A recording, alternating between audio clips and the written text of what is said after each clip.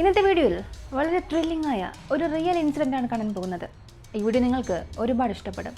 Skip ചെയ്യാതെ അവസാനം വരെയും കാണുക.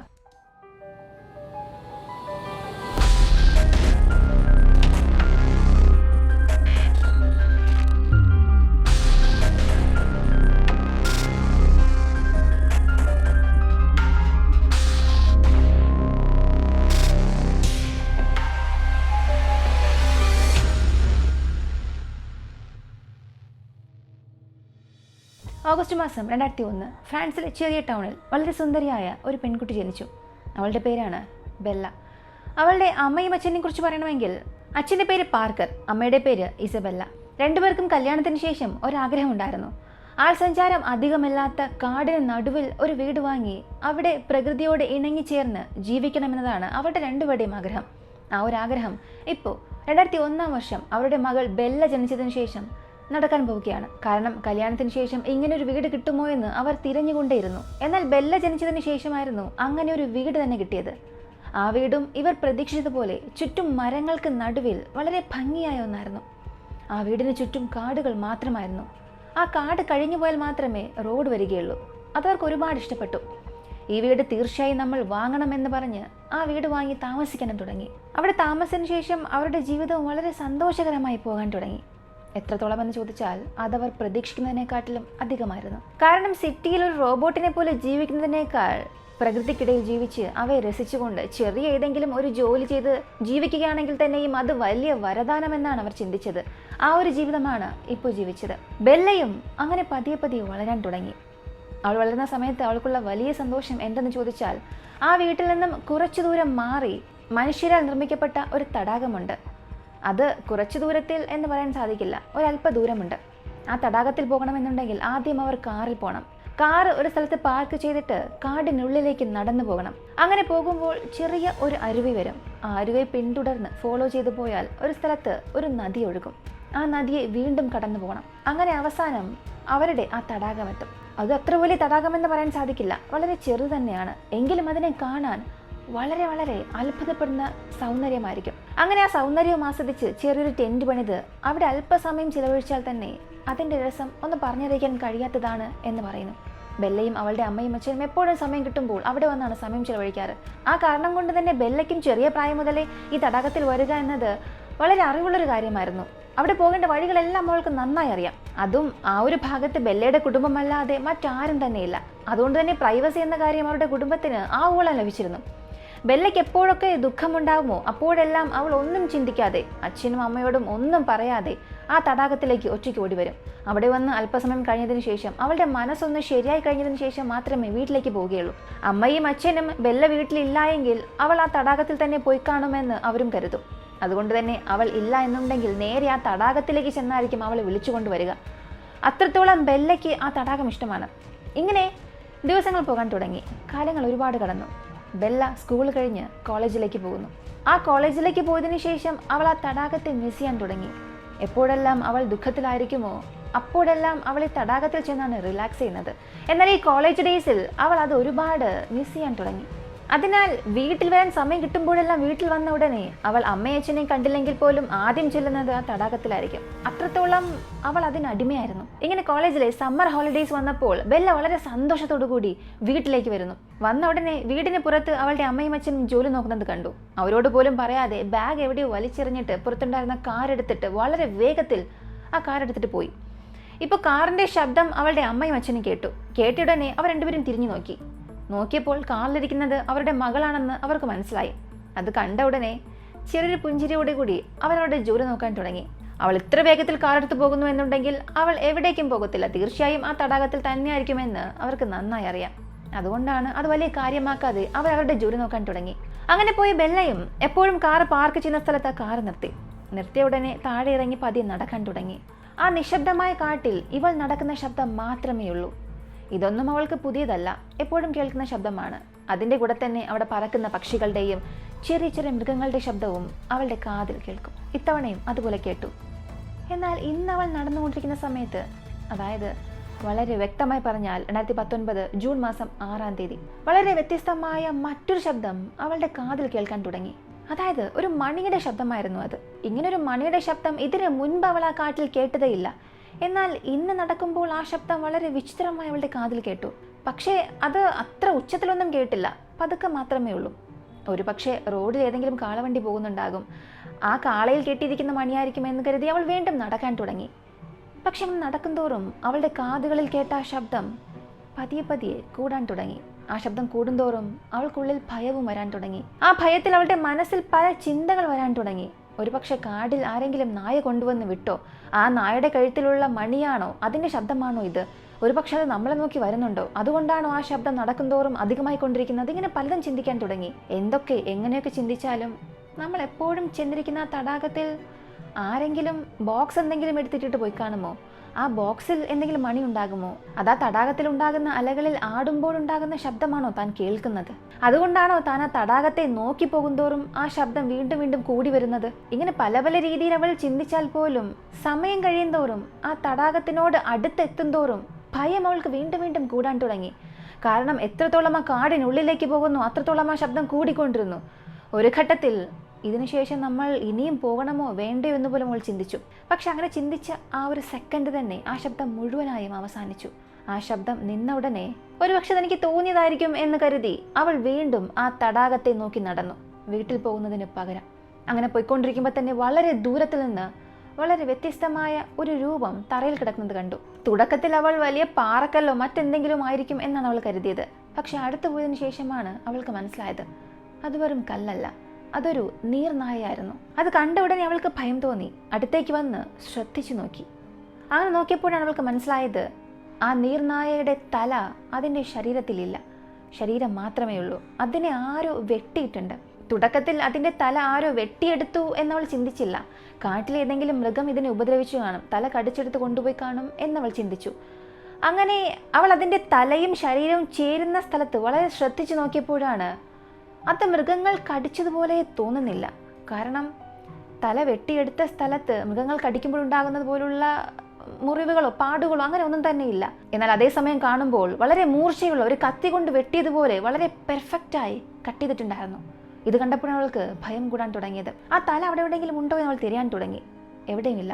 അങ്ങനെ തിരയുമ്പോൾ തന്നെ ആ മൃഗത്തിനടുത്തുള്ള രക്തവും അവൾ ശ്രദ്ധിച്ചു. ആ രക്തവും ഒരുപാട് സമയമൊന്നുമായിട്ടില്ല, അടുത്തെപ്പോഴോ ആരോ വെട്ടിയിട്ടതാണെന്ന് അവൾക്ക് മനസ്സിലായി. ഇപ്പോൾ എന്ത് ചെയ്യണമെന്ന് അവൾക്കറിയില്ല. ശരീരം വിറയ്ക്കാൻ തുടങ്ങി. ഇത് മൃഗങ്ങളൊന്നും ചെയ്തിട്ടില്ലെങ്കിൽ തീർച്ചയായും മനുഷ്യൻ തന്നെ ചെയ്തിട്ടുണ്ടാകും. അങ്ങനെ ചെയ്തവൻ തീർച്ചയായും ഈ ഭാഗത്ത് എവിടെയെങ്കിലും ഉണ്ടാകും. കാരണം ഇത് മരിച്ചിട്ട് ഒരുപാട് സമയമായിട്ടില്ലല്ലോ, അതുകൊണ്ട് അവൻ ഇവിടെ തന്നെ ഉണ്ടാകുമെന്നൊരു ചിന്ത വന്നു പോകാൻ തുടങ്ങി. ഈ സമയത്ത് താൻ വീണ്ടും തടാകത്തെ നോക്കി പോകണോ അതോ വീട്ടിലേക്ക് പോകണോ എന്ന് ചിന്തിക്കുന്നു. ഇപ്പോൾ അവളുടെ മനസ്സിലൊന്നൊരു കാര്യം, തനിക്ക് കാട് നന്നായി അറിയാം. ഏത് ഭാഗത്തുകൂടെ പോയാൽ ഏത് ഭാഗത്തുകൂടെ വരുമെന്നതൊക്കെ നമുക്കറിയാം. അതും ചെറിയ പ്രായം മുതലേ ഞാനിവിടെ വന്നു പോകുന്നതല്ലേ, ഒരു മനുഷ്യനെ പോലും ഞാൻ കണ്ടിട്ടുമില്ല. ഇന്ന് മാത്രം മനുഷ്യൻ വരാൻ പോവുകയാണോ? താനാണ് വെറുതെ എന്തൊക്കെയോ ചിന്തിക്കുന്നത്, മൃഗങ്ങൾ എന്തെങ്കിലും കടിച്ചതായിരിക്കും എന്ന് കരുതി അവൾ വീട്ടിലേക്ക് പോകുന്നതിന് പകരം ആ തടാകത്തെ നോക്കി വീണ്ടും പോകാൻ തുടങ്ങി. അങ്ങനെ പോയപ്പോൾ അവൾ പോകുന്ന വഴികളിൽ യാതൊരു തടസ്സവും അവൾക്ക് വന്നില്ല. അവളുടെ കാതിൽ മുൻപ് കേട്ടതുപോലുള്ള ശബ്ദവും കേട്ടില്ല. എങ്ങനെയൊക്കെയോ അവൾ തടാകത്തിലെത്തി. അവിടെ സമയം ചിലവഴിക്കാൻ തുടങ്ങി. ഒരുപാട് സമയം അവൾ അവിടെ തന്നെ ഇരുന്നു. അതുകൊണ്ട് തന്നെ സമയം പോയത് അവൾ അറിഞ്ഞില്ല. ഇപ്പോൾ പെട്ടെന്ന് കാലാവസ്ഥ മുഴുവനും മാറാൻ തുടങ്ങി. അതുവരെയും നല്ല മേഘങ്ങൾ കൊണ്ട് നിറഞ്ഞിരുന്ന ആകാശം പെട്ടെന്ന് ഇരുണ്ട് മൂടാൻ തുടങ്ങി. അല്പസമയത്തിനുള്ളിൽ മഴ വരും എന്ന പോലെ തോന്നി. ഇപ്പോൾ ഏകദേശം ഒരു 5 മണിയായിട്ടുണ്ടാകും. ഇനിയും 1 മണിക്കൂറിൽ ഈ ഒരു കാട് മുഴുവനും ഇരുട്ടുകൊണ്ട് മൂടും. അതുകൂടാതെ ഇനി മഴ വരികയാണെങ്കിൽ ഈ തടാകത്തിൽ നിന്നും കാറിനടുത്തെത്താൻ ഒരുപാട് സമയമെടുക്കും. സാധാരണ കാലാവസ്ഥയിൽ പോലും കാർ നിർത്തിയ സ്ഥലത്ത് നിന്നും ലേക്കിലേക്ക് എത്തണമെങ്കിൽ ഏകദേശം 1 മണിക്കൂർ നടക്കണം. അങ്ങനെയുള്ളപ്പോൾ ഈ ലേക്കിൽ നിന്നും വീണ്ടും കാറിനടുത്തേക്ക് നടന്നു പോകാൻ നോർമൽ കാലാവസ്ഥയാണെങ്കിൽ മാത്രമേ 1 മണിക്കൂറാകൂ. എന്നാൽ അതേ സമയത്ത് മഴ പെയ്യുന്നു എന്നുണ്ടെങ്കിൽ വീണ്ടും നടന്നു പോകുന്ന വേഗത കുറയും. 1 മണിക്കൂറിൽ കൂടുതലാകും എത്താൻ. ഇതിന് ശേഷവും താൻ ഇവിടെ ഇരിക്കുന്നത് ശരിയല്ല എന്ന് മനസ്സിലാക്കിയ ബെല്ല വീട്ടിലേക്ക് പോകാനായി അവിടെ നിന്നും നടക്കാൻ തുടങ്ങി. അങ്ങനെ നടക്കുമ്പോൾ തന്നെ ചെറിയ മഴത്തുള്ളികൾ വീഴാൻ തുടങ്ങി. ഇത് കണ്ട ഉടനെ അവൾ വേഗത്തിൽ നടക്കാൻ തുടങ്ങി. ഇപ്പോൾ രാവിലെ അവൾ വന്ന സമയത്ത് അവളുടെ കാതിൽ ഏത് ശബ്ദമാണോ കേട്ടത് അതേ ശബ്ദം വീണ്ടും കേൾക്കാൻ തുടങ്ങി. ആ മണിയുടെ ശബ്ദം. അത് കേട്ട ഉടനെ അതുവരെയും വേഗത്തിൽ നടന്നുകൊണ്ടിരുന്ന ബെല്ല ഇപ്പോൾ പതുക്കെ നടക്കാൻ തുടങ്ങുന്നു. ആ ശബ്ദം വീണ്ടും എവിടെ നിന്ന് വരുന്നുവെന്ന് ശ്രദ്ധിച്ച് കേൾക്കാൻ തുടങ്ങി. അങ്ങനെ ശ്രദ്ധിച്ചിട്ട് അവൾ അവിടെ നിന്ന് അങ്ങോട്ടും ഇങ്ങോട്ടും തിരിഞ്ഞു നോക്കാൻ തുടങ്ങി. ആ ശബ്ദവും ഒരേ ലെവലിലായിരുന്നു. വീണ്ടും അവൾ നടക്കാൻ തുടങ്ങിയപ്പോഴായിരുന്നു ആ ശബ്ദം കൂടാൻ തുടങ്ങിയത്. അതായത് അവൾ പോകുന്ന ദിശയിലാണ് ആ ശബ്ദം വരുന്നത് എന്ന് അവൾക്ക് മനസ്സിലായി. ഇപ്പോൾ അല്പദൂരം കഴിഞ്ഞപ്പോൾ ആ ശബ്ദത്തിന്റെ ഒച്ച കുറയാൻ തുടങ്ങി. ബെല്ല ഇപ്പോൾ ചിന്തിച്ചത് രാവിലത്തെ പോലെ തന്നെയായിരിക്കും, അല്പസമയം കേൾക്കും, അത് കഴിഞ്ഞ് അതങ്ങ് മാറിക്കൊള്ളും എന്ന് കരുതി മഴയെ ഭയന്ന് അവൾ ഓടാൻ തുടങ്ങി. അങ്ങനെ ഓടുമ്പോൾ അതുവരെയും മുൻപിൽ കേട്ട ആ ശബ്ദം ഇപ്പോൾ അവൾക്ക് പുറകിലായി കേൾക്കാൻ തുടങ്ങി. അത് കേട്ട ഉടനെ ബെല്ലയ്ക്ക് ഭയം വരാൻ തുടങ്ങി. നേരത്തെ തന്നെ 5 മണിയിൽ കൂടുതലായി, കാട് മുഴുവനും ഇരുട്ടാകാൻ തുടങ്ങി. ഈ സമയത്ത് മഴയും പെയ്യുന്നു. ഇങ്ങനെ ഒരു സമയത്ത് ആ രാവിലെ കേട്ട ശബ്ദം വീണ്ടും കേൾക്കുന്നു, അത് വളരെ ഉച്ചത്തിൽ കേൾക്കുന്നു. ഇപ്പോൾ തീർച്ചയായും ഭയം തോന്നും. ആ ഭയം ഇപ്പോൾ ബെല്ലയും അനുഭവിക്കുന്നുണ്ട്. ഉടനെ അവൾ വളരെ വേഗത്തിൽ ഓടാൻ തുടങ്ങി. എത്രത്തോളം അവൾ വേഗത്തിൽ ഓടുന്നുവോ അത്രത്തോളം പുറകിൽ നിന്ന് കേൾക്കുന്ന മണിയുടെ ശബ്ദവും കൂടാൻ തുടങ്ങി. അങ്ങനെ കൂടുന്തോറും അവളുടെ ജീവിതത്തിൽ അവൾ ഇതുവരെയും ഓടാത്ത അത്രയും വേഗത്തിൽ ഓടാൻ തുടങ്ങി. എന്നാൽ അവളെ കൊണ്ട് മുൻപിലേക്ക് നോക്കി ഓടാൻ കഴിഞ്ഞില്ല. കാരണം മഴ അത്ര ശക്തിയായി പെയ്യുന്നത് കൊണ്ട് തന്നെ അവൾ കുനിഞ്ഞ് ഓടാൻ തുടങ്ങി. അങ്ങനെ വളരെ വേഗത്തിൽ കുനിഞ്ഞോടിക്കൊണ്ടിരിക്കുമ്പോൾ തന്നെ പെട്ടെന്ന് എന്തോ ഒന്ന് അവളുടെ തലയിൽ വന്നിടിച്ചു. അങ്ങനെ ഇടിച്ച ഉടനെ തന്നെ പിന്തുടർന്നു വന്ന എന്തോ ഒന്ന് തൻ്റെ മുൻപിൽ വന്ന് നിന്നു എന്ന് ഭയന്ന് അവൾ മുൻപിലേക്ക് തല പൊക്കി നോക്കി. അങ്ങനെ നോക്കി ആ ഒരു സെക്കൻഡ് അവളുടെ കണ്ണുകൾ ഇരുട്ട് മൂടാൻ തുടങ്ങി. കണ്ടത് മറ്റൊന്നുമല്ല, രാവിലെ തടാകത്തിൽ വന്നപ്പോൾ ഒരു നീർനായയെ കണ്ടല്ലോ, തലയില്ലാത്തത്. ആ നീർനായയാണ് ഇപ്പോൾ അവളുടെ തലയിൽ വന്നിടിച്ചത്. പക്ഷെ ഇത് മറ്റു നീർനായ അല്ല, രാവിലെ കണ്ട അതേ നീർനായ തന്നെയാണ്, തലയില്ലാതെ കണ്ട അതേ നായ. പക്ഷേ ഇപ്പോൾ അതിനെ കാണാൻ അതിൻ്റെ തല ശരീരവുമായി തെച്ചു വെച്ചിട്ടുണ്ട്. ആ തയ്യൽ അവളെ കൊണ്ട് നന്നായി തന്നെ കാണാൻ സാധിച്ചു. ആ തല നീർനായയുടെ ശരീരവുമായി തച്ച് ആരോ മരത്തിൽ തൂക്കിയിട്ടിട്ടുണ്ട്. അതിലാണ് ഇപ്പോൾ ഇവൾ വന്ന് ഇടിച്ചത്. ഇത് കണ്ട് നമ്മൾക്ക് എന്ത് ചെയ്യണമെന്നറിയില്ല. കാരണം ഈ കാടിനുള്ളിൽ ആരൊരാൾ വന്ന് നീർനായയുടെ തല അതിൻ്റെ ശരീരവുമായി തച്ചു എന്നുണ്ടെങ്കിൽ അത് സാധാരണ മനുഷ്യനായിരിക്കില്ല, ഒരു സൈക്കോ ആയിരിക്കണം. ഒരു സൈക്കോ ഇവിടെ ചുറ്റിത്തിരിയുന്നു എന്നുണ്ടെങ്കിൽ തീർച്ചയായും അവൻ്റെ ടാർഗറ്റ് ബെല്ലെ തന്നെയായിരിക്കും. ഒരു പക്ഷേ ആ ഒരു ബെല്ലിൻ്റെ ശബ്ദം ഈ സൈക്കിളിൽ നിന്നായിരിക്കാം വരുന്നതെന്ന് അവൾ ചിന്തിച്ച് ഭയപ്പെടാൻ തുടങ്ങി. ഇതിനു ശേഷവും താനിവിടെ നിൽക്കുകയാണെങ്കിൽ അത് തന്നെ കൊല്ലുമെന്ന് കരുതി അവൾ വേഗത്തിൽ ഓടാൻ തുടങ്ങി. ഇപ്പോൾ ആ ശബ്ദം വീണ്ടും അവൾക്ക് പുറകിൽ കേൾക്കാൻ തുടങ്ങി. ഇപ്പോഴാണ് ബെല്ല താൻ എത്ര ദൂരം ഓടിയെന്നറിയാനായി തലപൊക്കി നോക്കുന്നു. ഇവളിപ്പോൾ അധിക ദൂരമൊന്നും എത്തിയിട്ടില്ല.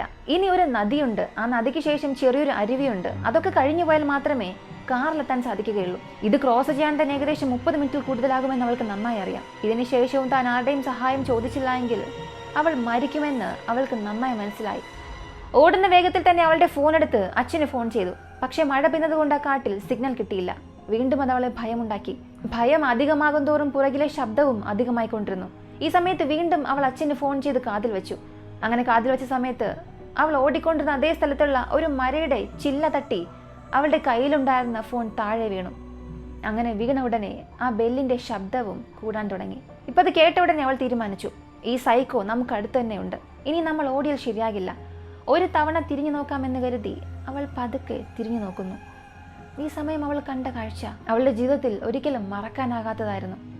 ആ സ്ഥലത്ത് മനുഷ്യനൊന്നുമല്ല, വളരെ വ്യത്യസ്തമായ വിചിത്രമായ ഒരു രൂപം. അത് കാണാനൊരു സ്ത്രീയുടെ ഇതുപോലെയാണ്, പക്ഷേ സാധാരണ ഒരു സ്ത്രീയല്ല. വളരെ വലുത്, ഏകദേശം ഒരു 20 അടിയോളം നീളത്തിൽ മെലിഞ്ഞ ഒരു ശരീരം, വളരെ വിചിത്രമായൊരു രൂപം. ആ രൂപത്തിൻ്റെ ഇടുപ്പിലായിരുന്നു ആ മണി കെട്ടിയിരുന്നത്. അവൾ നടന്നു പോകുമ്പോഴാണ് ആ ശബ്ദം കേൾക്കുന്നത്. ഇത് സ്ത്രീയെന്നും പറയാൻ സാധിക്കില്ല, വിചിത്രമായ ഒരു ദുർമന്ത്രവാദിനെ കാണാൻ എങ്ങനെയിരിക്കും അതുപോലെയാണ് അവൾക്ക് തോന്നിയത്. അത് കണ്ട ഉടനെ അവൾക്ക് വല്ലാത്തൊരു ഭയം തോന്നി. കാരണം ചെറിയ പ്രായം മുതൽ അവൾ ഈ കാട്ടിൽ വന്നു പോയിട്ടുണ്ട്, ഇങ്ങനെ ഒരു രൂപത്തെ കണ്ടിട്ടേയില്ല. എന്തുകൊണ്ട് ഇന്ന് മാത്രം കാണുന്നു എന്ന് അവൾക്കൊന്നും മനസ്സിലായില്ല.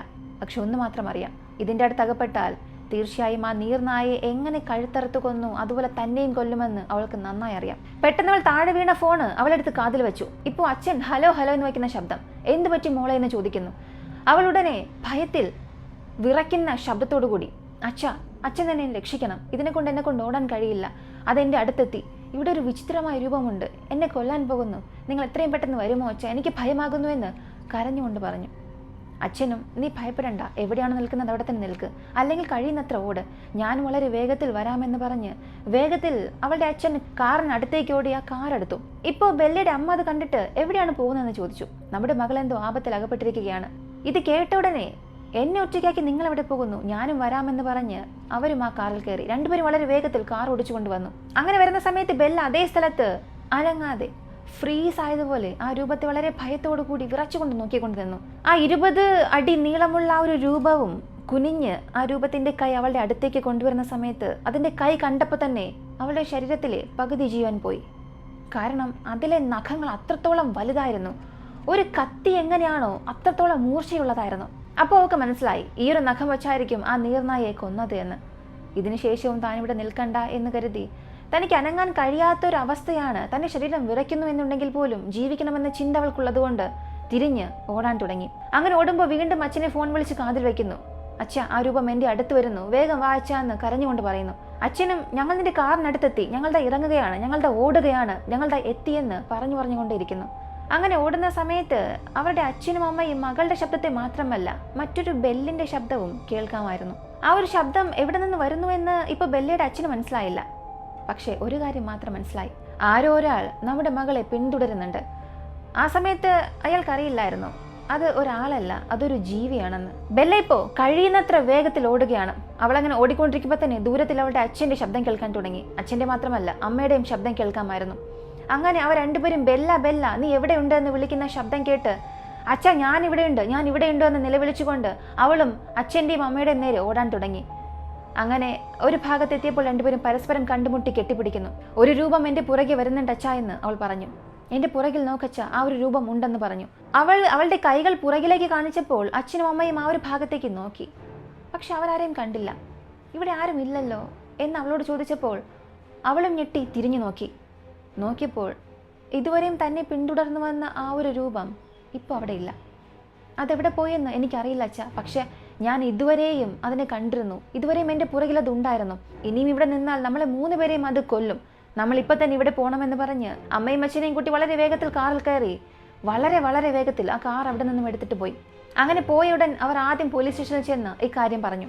ഇത് കേട്ട പോലീസുകാർക്കും വിശ്വസിക്കാൻ സാധിച്ചില്ല. ഇതെങ്ങനെയാണ് വിശ്വസിക്കേണ്ടത്?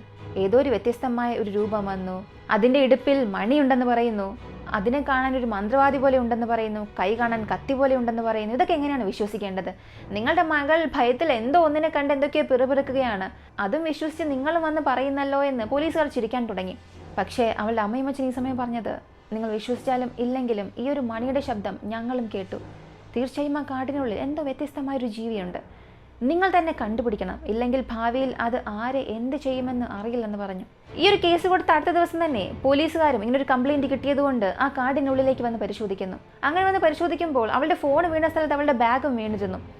കാട്ടിലേക്ക് പോവുകയാണെങ്കിൽ ആ ബാഗ് തിരികെ തരണമെന്ന് ബെല്ല് പോലീസുകാരോട് ആവശ്യപ്പെട്ടിരുന്നു. പക്ഷെ പോലീസുകാർ അവിടെ ചെന്ന് നോക്കിയപ്പോൾ അവിടെ ബാഗൊന്നും കണ്ടില്ല. നീർനായയെ കെട്ടിത്തൂക്കി ഇട്ടിരുന്നു എന്ന് പറഞ്ഞ് അവളൊരു സ്ഥലവും പറഞ്ഞു കൊടുത്തു. ആ സ്ഥലത്ത് പോലീസ് പരിശോധിച്ചു. എന്നാൽ അവിടെയും ഈ നീർനായ ഉള്ളതിൻ്റെ യാതൊരു അടയാളവും ഇല്ലായിരുന്നു. അവൾ ഓടി വന്ന സ്ഥലത്ത് കാലടയാളം കാണുമല്ലോ എന്ന് പറഞ്ഞ് അവിടെ പോയി നോക്കുന്നു. പക്ഷെ അവളുടെ കാലടയാളം മാത്രമേ ഉണ്ടായിരുന്നുള്ളൂ. അവളുടെ പുറകിലായി ഓടി വന്ന ജീവിയുടെ കാലടയാളം ഒന്നും തന്നെ ഇല്ലായിരുന്നു. ഇതെല്ലാം വെച്ച് നോക്കുമ്പോൾ ബെല്ലയ്ക്ക് മാനസികമായി എന്തോ ഒരു പ്രശ്നമുണ്ട്. അതുകൊണ്ട് അവൾക്ക് വ്യത്യസ്തമായി എന്തെങ്കിലും തോന്നിക്കാണുമെന്ന് കരുതി പോലീസും ആ ഒരു കേസ് ക്ലോസ് ചെയ്തു. പക്ഷേ ഈ ഒരു സംഭവം ബെല്ലയെ കൊണ്ടോ അവളുടെ അച്ഛനും അമ്മയെ കൊണ്ടോ മറക്കാൻ സാധിച്ചില്ല. സത്യത്തിൽ അവിടെ എന്ത് നടന്നിരിക്കാമെന്നറിയാനായി ആ ഗ്രാമത്തിൽ തന്നെ പണ്ട് ജീവിച്ച, ഇപ്പോൾ ആ കാട്ടിൽ നിന്ന് മാറി താമസിക്കുന്ന കുറേ ആളുകളോട് പോയി ചോദിച്ചു. ഇപ്പോൾ ആ ഗ്രാമവാസികൾ പറഞ്ഞ കാര്യം ബെല്ലയും അവളുടെ അച്ഛനെയും ഞെട്ടിപ്പിച്ചു. മറ്റൊന്നുമല്ല, ഇതുവരെയും ആ കാടിനുള്ളിൽ യാതൊരു മനുഷ്യരെയും അവരുടെ കുടുംബം കണ്ടിട്ടില്ല. അതായിരുന്നു അവർക്കുള്ള ഏറ്റവും വലിയ പ്രൈവസി. എന്നാൽ ആ പ്രൈവസിക്ക് മറ്റൊരു കാരണമുണ്ടായിരുന്നു. ആ കാട്ടിലുള്ള ഒരു ജീവിയായിരുന്നു. പല 100 വർഷങ്ങൾക്ക് മുൻപ് തന്നെ ഈ ഒരു കാട്ടിലൊരു ജീവി ഉള്ളതായും ആ ജീവി ഒരുപാട് മനുഷ്യരെ കൊന്നിട്ടുള്ളതായും അതുകൊണ്ടാണ് ഈ ഒരു കാടിനുള്ളിൽ ആരും പോകാത്തതെന്നും അങ്ങനെ പോകരുതെന്ന് കാടിൻ്റെ തുടക്കത്തിൽ തന്നെ ഒരു ഡേഞ്ചർ ബോർഡ് വച്ചിട്ടുള്ളതായും അതിനെ മറികടന്ന് പോയവർ മരിച്ചതായും അതിനുശേഷമാണ് ഈ കാടിനുള്ളിൽ ആരും പോകാത്തത് എന്നും ആ ഗ്രാമത്തിലെ ജനങ്ങൾ പറഞ്ഞു. ഇതറിയാതെയാണ് ബെല്ലയും ബെല്ലയുടെ കുടുംബവും വളരെ സന്തോഷത്തോടു കൂടി ആ കാടിന് നടുവിൽ ജീവിച്ചത്. അങ്ങനെ ആ തടാകത്തിൽ അവർ എപ്പോഴെല്ലാമാണോ പോയി റിലാക്സ് ചെയ്യുന്നത് അപ്പോഴെല്ലാം ഈ ഒരു ജീവി ഇവരെ തന്നെ നിരീക്ഷിക്കുന്നുണ്ടായിരുന്നു. എന്നാൽ ഇതൊന്നും അവർക്കറിയില്ലായിരുന്നു. ഇപ്പോൾ എന്തോ ഒരു ഭാഗ്യത്തിന് അവർ രക്ഷപ്പെട്ടു. ഇനിയും ഇവിടെ ജീവിക്കാൻ പാടില്ല എന്ന് കരുതി അവർ അവിടെ നിന്നും സിറ്റിയിലേക്ക് പോയി തന്നെ താമസിക്കാൻ തുടങ്ങി. അങ്ങനെ ഈ ഒരു യഥാർത്ഥ സംഭവം അവസാനിച്ചു. ഈ ഒരു സംഭവത്തെക്കുറിച്ചുള്ള നിങ്ങളുടെ അഭിപ്രായം എന്താണെന്നുള്ളത് കമൻറ്റിൽ പറയുക. വീഡിയോ ഇഷ്ടമായ ലൈക്ക് ചെയ്യുക, ഷെയർ ചെയ്യുക. വിക്കി വോക്സ് മലയാളം ചാനൽ മറക്കാതെ സബ്സ്ക്രൈബ് ചെയ്യുക. മറ്റൊരു വീഡിയോയുമായി വീണ്ടും കാണാം.